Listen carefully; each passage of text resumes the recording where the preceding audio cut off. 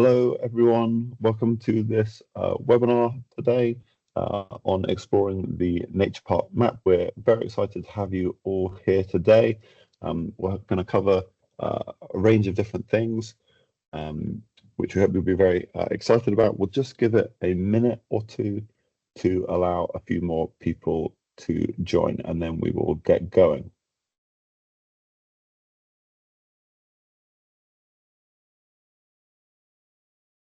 If you have any questions during today, please put them in the Q&A. We've got Laura and Tegan who are working behind the scenes who will be answering your questions, and then also we'll be able to answer your questions as well in the Q&A and in the chat.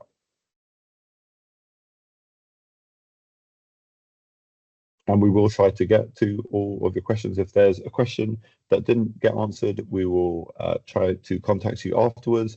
But also, if you do have a question that comes up where you didn't ask it, and you thought of a question sort of 5 minutes after we finished, you can go on our website. We have a national mailbox that you can send us an email through. That there's a contact us page on the website. So please feel free to send an email with any questions, and that will make its way to us, and then we'll be able to get back to you with the answer to your question. Okay, we've given it a moment. So we can begin with the webinar. So as I said, for any of those who have just joined, welcome to this webinar on how to use the Nature Park map. My name is Tom Lawrence. I'm a community science officer working on the National Education Nature Park Programme, working at the Natural History Museum. And we also have on the webinar Juliana Sinclair, who is also a community science officer working on the same programme, the National Education Nature Park, and also based at the Natural History Museum. Next slide, please. So what are we going to cover today? So we're initially going to go over a brief introduction to the National Education Nature Park Programme. A number of you who are on this call are probably somewhat familiar with it already, but we'll just give a little brief introduction for those that might not be as familiar. And if you need a little refresher, that will cover that. We're going to briefly cover some of the really exciting data that's been collected by learners across the country. Just a reminder that for the National Education Nature Park Programme, we want learners to be at the heart of that. And that includes all the data collection that is being done. We'll then go on to a demo of the Nature Park map, talk about first what it is and how to use it. So Juliana will be doing a live demo of that. And then also how to use the Nature Park data layers outside of the program. So that'll be looking at ArcGIS online. And just one thing with the program, you can see just an example there on the right of a school that's a nursery in Southend that's converted that bit of playground that wasn't being used into a lovely garden right there. So just a reminder that this program is for schools, colleges, and nurseries of all shapes and sizes, trying to encourage as many actions, be it however little, how large, to really combine for everyone to make a great benefit for nature, but then also for the community, the school community, and the community around the school. Next slide, please. So young people are creating a network of green spaces in schools around England. That's just what I was mentioning. So the Nature Park Programme is a completely free educational programme for all schools, colleges, and nurseries in England. They're exploring and transforming their learning sites for people and for wildlife, turning those grey spaces into greener ones.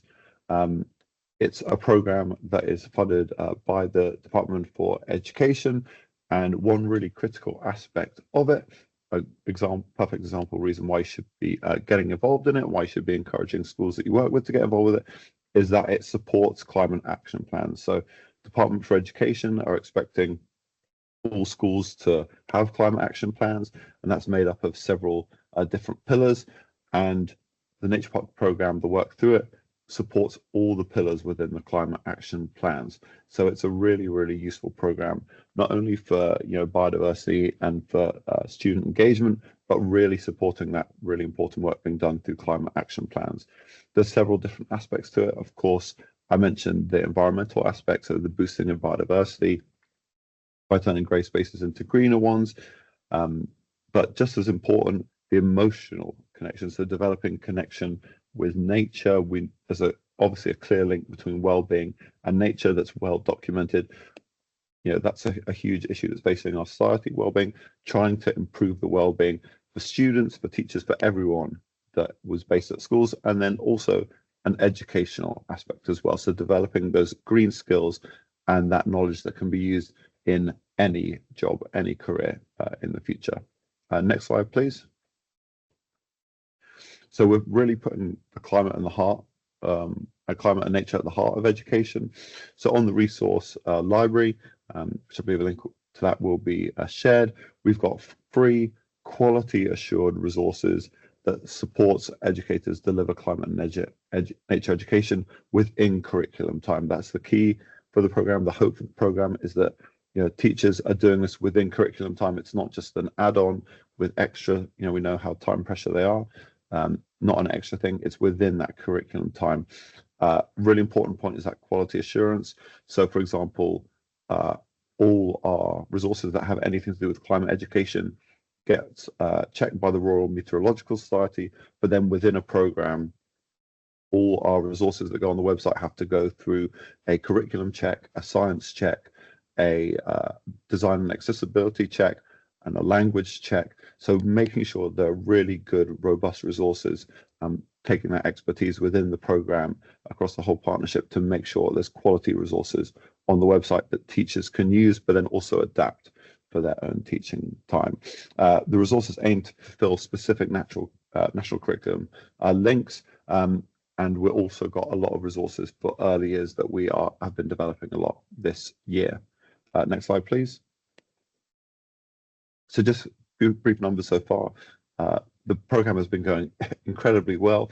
1 in 3 of all schools and colleges are signed up to the program, as well as more than 800 early year settings. So we're thrilled by the numbers.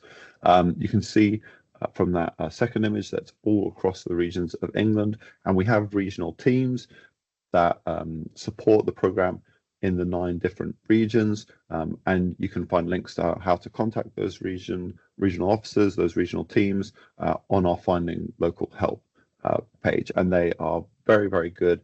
They know everything about what's going on in their region, about ways to potentially help find money, but they also work very closely with a lot of local authorities and councils. So definitely reach out to them if you have any local questions, especially about what's going on in your area. And then habitat mapping, which we'll touch on briefly later. We've mapped 16 million square meters of habitats, and that's all been done by learners. So 12,800 Olympic-sized swimming pools. That's a lot of learners out there doing a lot of great work in their settings. Next slide, please. And just you might have seen this graphic before, but we've got here the 5-step cycle. So this is the sort of the cycle that we encourage all settings to follow as part of their journey through nature parks. So the first bit, getting to know your space. You can see in that top image and the image to the right, there's students who are learning about the grass. So they're working out what sort of grass habitat they have on their school grounds, because it's all good and well to know that it's grass, but is it a playing field? Is it a meadow? How much biodiversity is actually on there?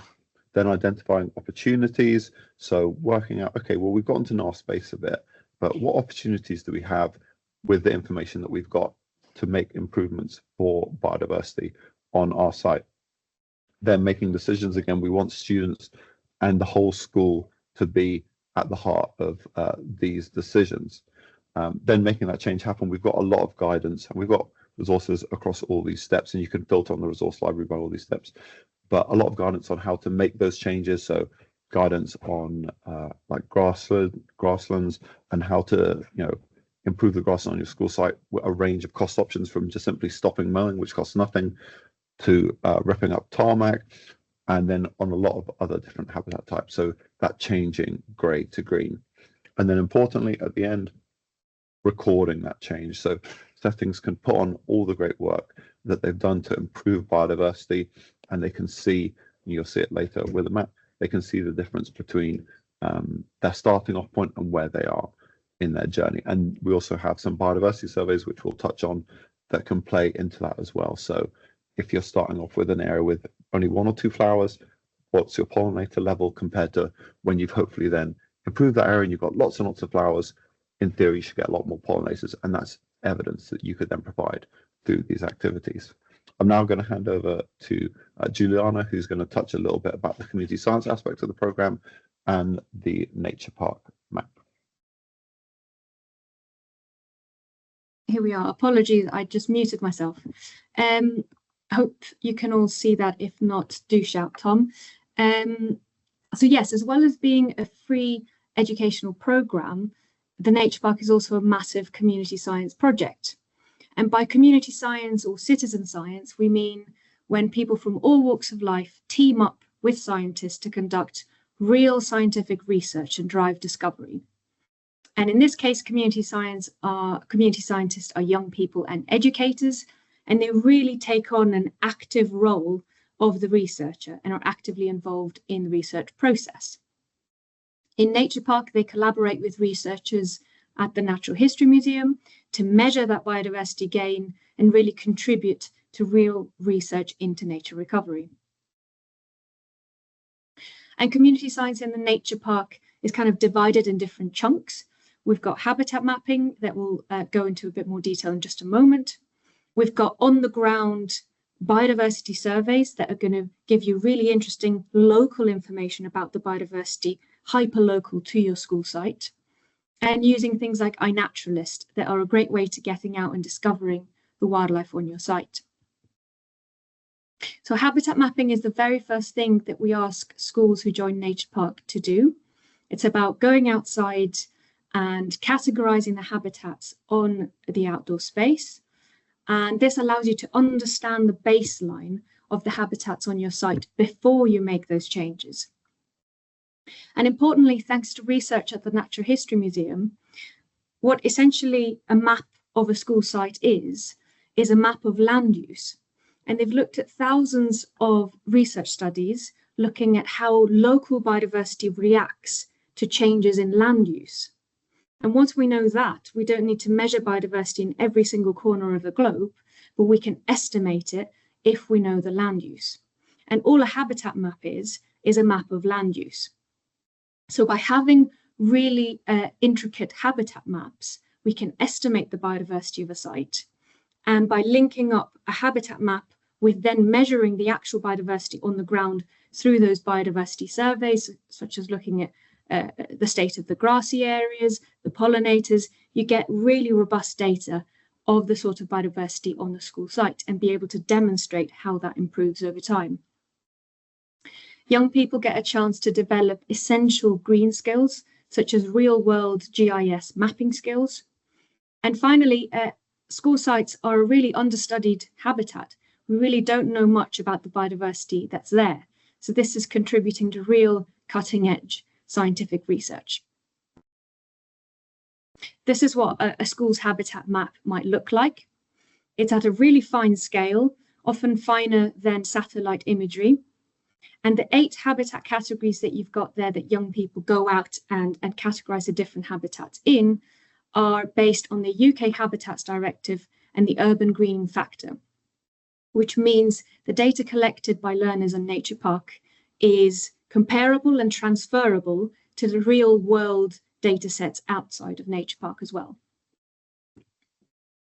So the Nature Park map, this is the place to see all Nature Park data in one place and includes the community science biodiversity surveys, the habitat maps, the pollinator counts and so on. There are nature connection activities and environmental data such as shade mapping and microclimates, all collected by Nature Park learners. And there's also external data sets like the geology layer. And because it's hosted by Esri UK, the Nature Park map can then be used outside of Nature Park and be able to be combined with external data sets, which we'll show you in just a moment. Very importantly, though, it's open access. It has no login barrier. So anyone in the world can use, visualize, and interpret this data online. We hope this map is used primarily by educators with their learners. It's really nice and simple to use, and they can use the results from their surveys to plan as a planning tool for their habitat improvements, to visualize where to make those changes, such as water butts or where to place a new pond, for example. The idea is, as Tom said, to use it within curriculum time and be able to pair it with lessons such as geology by using things like the geology layer on the map. And really, it's to help settings celebrate the work that they've done and really seeing the collective difference that they're making in one place. We really hope it's useful to multi-academy trust and local authorities as well, to be able to see all the change being made within their remits. Let's go and have a look and a dive into the Nature Park map. So bear with me for just a second. There are two ways to access the Nature Park map. One is from the homepage, educationnaturepark.org.uk. You scroll down and it's right there. Or the other way is to go through resources, Nature Park data. And here you've got a bit more information and introduction to the map, and you can access it there as well. So if I just click on here,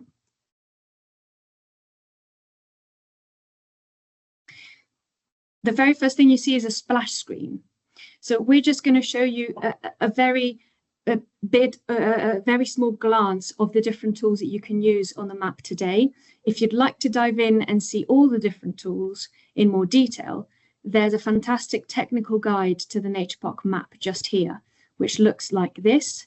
And it's got super short, fun, interactive videos, like 47 seconds long, 20 seconds long, really simple to use. So I really recommend going there to get a bit more of a recap. So this is what the map looks like. First of all, we have different base maps. So these are your background maps. A lot of you might be already experts at this, but bear with me as I go through. So this is about changing your sort of background of where the data is going to be layered on. Open map is to see curated maps. So these are multiple data sets put together in a curated single map. It says curated maps just at the top there. And add layer. This is probably the most useful one, where you can add the individual layers that you'd like on your map. And for any of these layers, there is an information button where you can see a bit more of a description of what that layer is. And if you'd like to collect data that then you would see on the map for that specific layer, there's a really handy link to be able that takes you direct to the activity that would collect the relevant data. So let's add a few on. So site boundaries, these are the baseline habitats. These are the habitat changes. So these sort of habitat improvements that schools have been making. Pollinator count, these are the community science activities right here.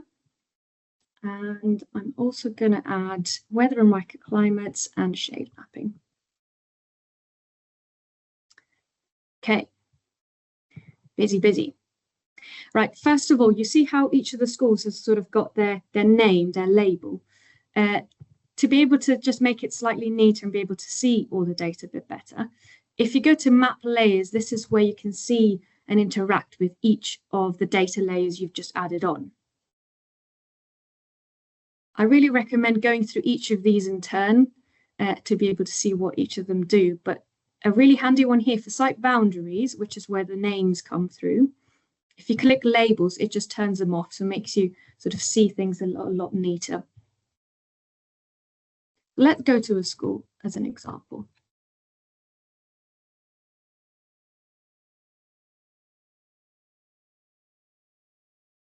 So here we have a school that's collected multiple data sets. So for example, if we just look at the habitats for a second. So here you've got the baselines. If I toggle those on, this is the sort of baseline habitats before they've made changes. And then if we add the habitat changes, this is the sort of habitats they've added on. And to be able to see a bit better, there's a handy symbol there. It says adjust transparency. So for my baselines, I can sort of make them slightly paler so we can see those changes a bit better. And there you go. They've added a meadow corner, insect hotels, new hedges, a flower bed, really fantastic stuff. And then if we turn on the toggle the visibility of the pollinator count, let me just show you in a bit more detail, because this school has done a really fantastic thing. See those little butterfly icons that are sort of in a couple of different areas? You can click on the icons to see a bit more detail. So for example, this was carried out in a flower gardens habitat. And this was carried out in a tall wild patches habitat. Brilliant. Okay. So what they've done here is that they've looked at carrying out the pollinator count in 2 different habitats, giving them comparable data sets, which then tells them more information about where the best places are to make improvements for pollinators. So to see it in a bit more detail, on your data layer, so pollinator count, there's a table symbol. So by clicking on that, you're able to see a table of that same data. The most essential thing to do at this point, very important, is to go to the 3 dots on the right-hand side and to click Filter Table by Map Extent. This is probably the most important step to be doing. What that does is it makes sure that you're only filtering and looking at the data for that one school on the map and not all pollinator counts across England. So there you go, filter table by map extent. And you can do things like sorting them by habitats, so flower gardens, and then we've got tall wild patches. You can then, as you go around, they sort of highlight in yellow.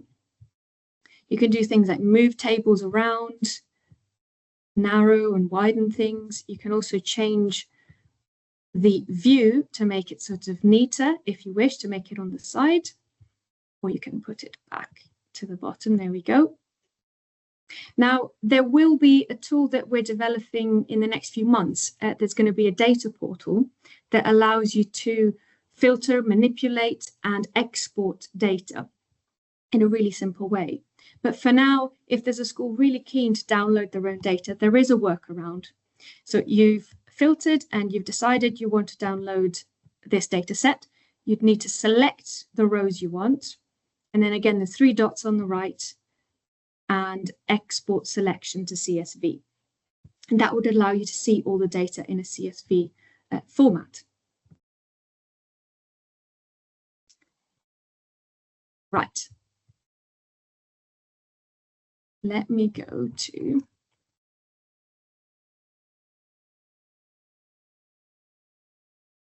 just want to quickly show you this school as well. Here's an example of a school that started to collect multiple data sets. So as you can see here, they've started to see, you can use the legend, you can click on individual points, or you can use the legend, for example. The school has started collecting data on the shade around their school site, which bits are more open or more shaded. And they've started to collect weather and microclimate data, such as cloud cover. They've just started, but you can start to see that having a few more different data sets or done in a few different areas of a site, you can start to get really rich data. And as this tool was launched just a few short weeks ago, we expect there to be a big data influx in the coming weeks and months. Another example here. Here's a school that's collected lots of weather and microclimate data, so sort of cloud cover, wind speed, humidity. And again, if you were to wanting to see this in a table and export it, you'd be able to go to that. So not the pollinator count, but you'd find the weather and microclimate data layer, the attribute table, crucially, the filter table by map extent, and then be able to export and manipulate that data.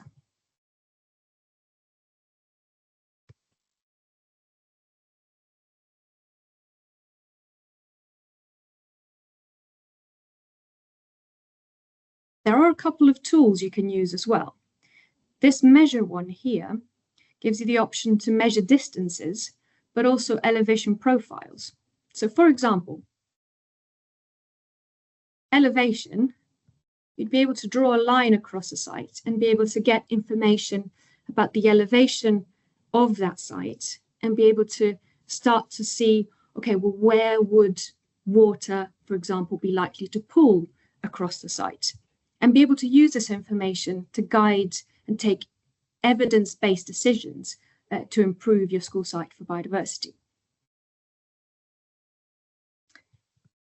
And we've also got the sketch tool here, which allows learners, but everybody else as well, to be able to propose a vision, say, to improve the school site.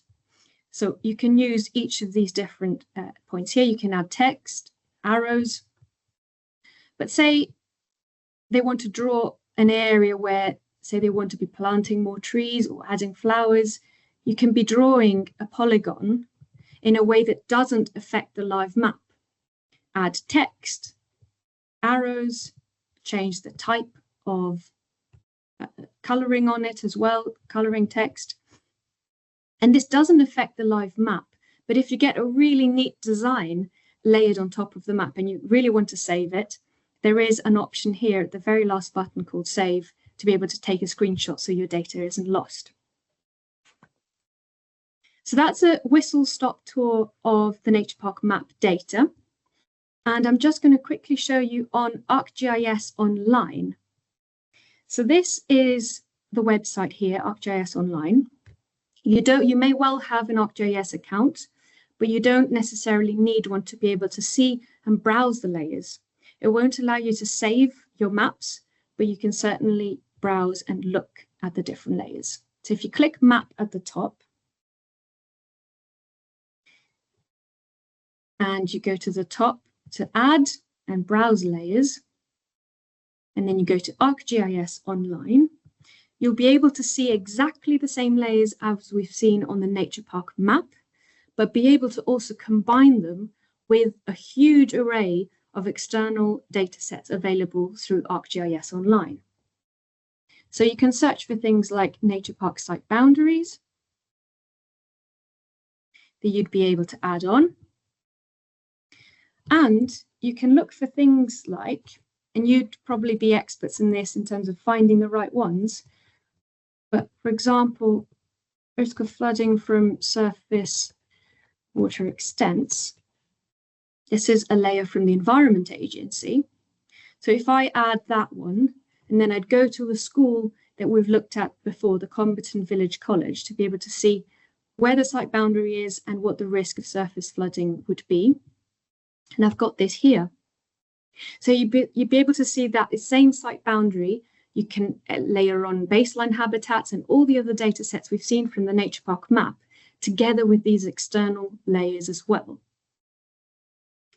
I've been to this school as well, and I remember the teacher telling me how they've got a social area with lots of wood chip that's right where it's sort of blue here in the middle, and they said it got muddy there all the time in wintertime. So you can start really combining that local knowledge with really rich data sets that you can find on ArcGIS Online. So I'm going to finish the demo there. Hopefully that's given you a useful overview.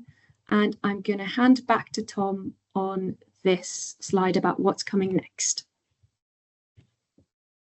Thank you very much, Juliana. Yeah, that was a fantastic demo, and I hope that everyone, on this call and if sharing it with people after this webinar is being recorded and will be put on our YouTube channel. So please feel free to share it with all your colleagues or anyone that you know that might be interested in that. Or you could just send them a link to the map. As Juliana mentioned, it's no login barrier. So the best way to really start exploring it is just by getting on it and having a go. So lots of things that you can do with it. And it's really a way to, the program's sort of been opened up and is developed, providing a lot more accessibility to the data with the schools, but then a lot of other people as well. So just to touch on what's coming next, as Juliana mentioned, we are currently working on a data portal. So she showed the workaround to be able to select things and download them as a CSV file. But what we're looking at now is a way to be able to filter and download those larger Nature Park data sets. So looking at filtering by things like local authority or putting in the URN of a setting and then being able to download the data associated with that. And for that, we're also looking. Same with the Nature Park map, as there being no login wall to that. So that's something that we're currently developing. Then we're going to be stress testing it. All the resources that we put out, we make sure those, how I mentioned, their quality assured, but also testing them as well with educators to make sure that they're as good as possible. And we'll certainly be doing that with this. We're hoping that data from the data portal could then be used in things like maths lessons or computer science lessons. So learners are working with data that has real world meaning, and that they potentially care a lot more about than just a random data set that's just been sprung out of nowhere and it's got nothing to do with anything. We want them to be working with data, something that they can really connect to. So we're working on that, and we'll provide sort of timelines as that's being developed. But yeah, we're making sure we're doing all we can to make sure it's a really, really good product when it comes out. Our Nature Park Biodiversity surveys in the spring. So the pollinator count's been out for a couple of years now. It's open from April to September, and we've been, again, doing some redevelops to that. We did a lot of those last year, just tweaking a little things here and there, because we really encourage feedback, both positive and constructive, from educators. And if we see that there's enough of that sort of collective feedback, then we're in a position where we can fortunately make changes to things. So, for example, for yourselves, if there's something that you notice, maybe you've worked with a resource or something, if you notice something, please feel free to let us know. We really, really appreciate it. We want the user experience to be as great as possible for all these things. And so we really, really appreciate feedback. We're also working on a grassland survey. So this is a new survey that we're going to be releasing, aiming to release it in spring. We've just been doing a lot of testing on that. We've been into 3 secondary schools and 3 primary schools, working on the grassland survey, testing it out with students, and again, making changes here and there to the wording or the layout, the design, to make sure it's great as possible from the students. We are very happy though that the overwhelming feedback is that the students have enjoyed it, and a number of them saying that it's sort of work without realizing they're doing work, which is fantastic. And grassland is, it's the biggest habitat on school sites. It's the habitat that's been mapped the most, and it's also would be a survey that could be done year round. So we're really putting a lot of work into that, and we're just working on the design of it. Also a tailoring program for SEND. So we released our early years sort of program, our early years offer. Now we're working on SEND. So we've got a whole engagement team that's doing all this work, doing an audit of all the resources that we have on the website and seeing how good they are for SEND, and then also working with a lot of SEND organizations to make sure that we have a really great offer for those that need it. We've also got a lot of wellbeing research that's going, a lot easier to measure sort of nature and biodiversity than it is wellbeing, but the wellbeing, as we've said, is a critical aspect of this program as well, just as important as the biodiversity, as the nature, and we really want to find a way to be able to measure that and look into that research. So that's currently going on underway. And then we've also got more curriculum linked resources that will be coming into our growing library. So we've got a great curriculum team, and they've got a few subjects that they're focusing on this year. They're great at developing resources, but they also work with a lot of third parties as well to develop great resources. So, for example, working with the Poetry Society to develop resources around English, because we want an English teacher to be able to get as much from this program as a science teacher, as a geography teacher. So there's a lot more of those resources that will be coming. So next slide. So that brings us to the end of the webinar today. I really want to thank everyone for coming on to the webinar. I'll see if we've got any questions. I've just seen 1 or 2 questions about filtering by multiple settings at the same time or through a trust name. So that's not currently possible on the nature park map. The idea is that that will be possible with the data portal in terms of sort of filtering and downloading. The filtering by map extent is only sort of what you can see on the map itself, so you wouldn't be able to type in things, but you could on the site boundaries list. One of those tabs, I believe, is trust. So you could, filter sort of alphabetically, and so in theory, all the ones that are similar trust should be there all together. But there's no way just to type the name of a trust and then everything pops up currently. But that is something that we know a lot of people are asking for. So that is something that we're working on for the data portal. And then a question about QGIS. I believe it should work alongside QGIS. That's something that we could double check, but I believe that should. And do we have any other questions that have come through? I'll just check the Q&A, see if there's anything else. Tom, we've just got one more question that's just come in from Kath about also asking about filtering, whether that works by local authority region. So again, what you would, it's currently the only possibility is filtering by map extent. So you could do the same workaround that I mentioned for the multi-academy trust. So you could do the site boundaries and then alphabetically toggle the local authority to get all the same local authorities in the same way. And then if you wanted to download all the site boundaries, you could just click on all of them and then download. But what you'd have to do is, again, sort of zoom out and then do filter by map extent. But you could obviously, as Juliana showed, there are ways to access all those layers on ArcGIS online without being signed in. So what you could also just do is whatever layers you're interested in, you could put those, add those on ArcGIS online, and then just add a map of local authorities on ArcGIS online. And then that would be much, there's a lot more capability within ArcGIS online, so it'd be much easier to do that off the nature park map. But again, when it comes to the data portal and downloading the data, we're looking at having a filter by local authorities. So, and that actually thinking about the stuff on ArcGIS online, that would probably work better for the multi-academy trust question as well. Like if you're wanting to filter by certain trust. So yeah, I would recommend doing both of those on ArcGIS online. Does that, hopefully that just very quickly to show you what Tom has just been saying. So if I just close this table, so remember how we had all the layers here. You can open the table for site boundaries, and then you'd be able to filter by local authority.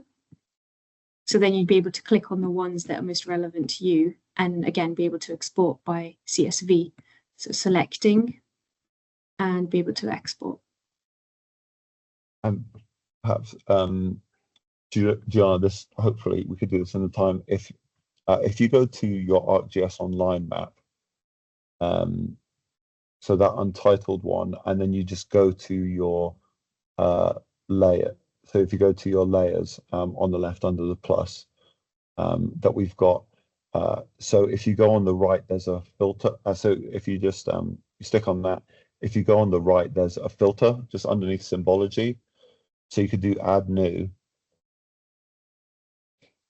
And then you could do like URN is whatever, but if you clicked on that down arrow there, you could see local authority, and you could click on that and then select whichever local authority you're interested in, and then just click save.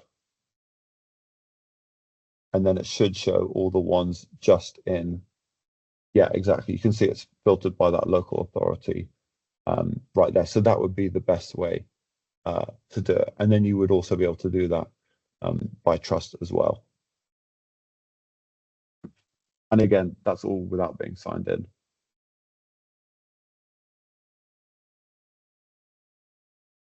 Do we have any other questions?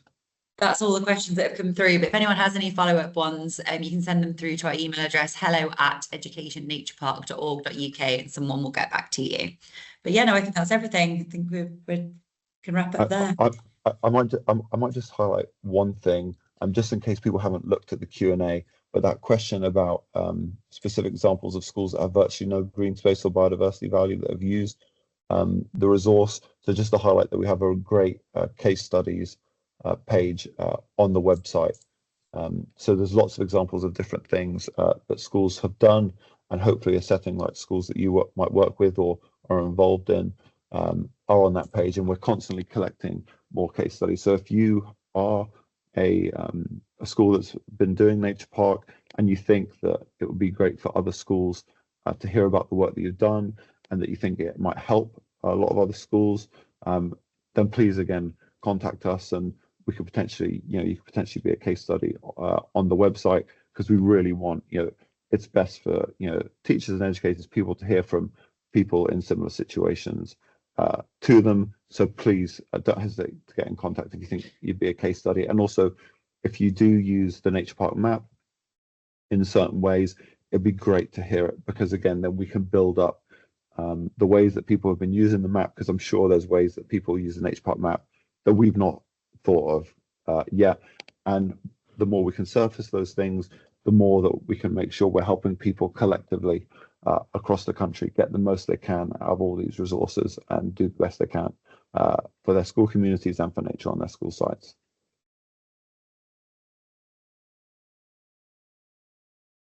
Fantastic. Yeah, thank you very much everyone for joining. We will end there. I hope you have a great rest of your lunch break. If this is your lunch break, or if you're about to go on lunch, have a great lunch and have a great rest of your day. Thank you very much. Thank you all for joining. Bye for now.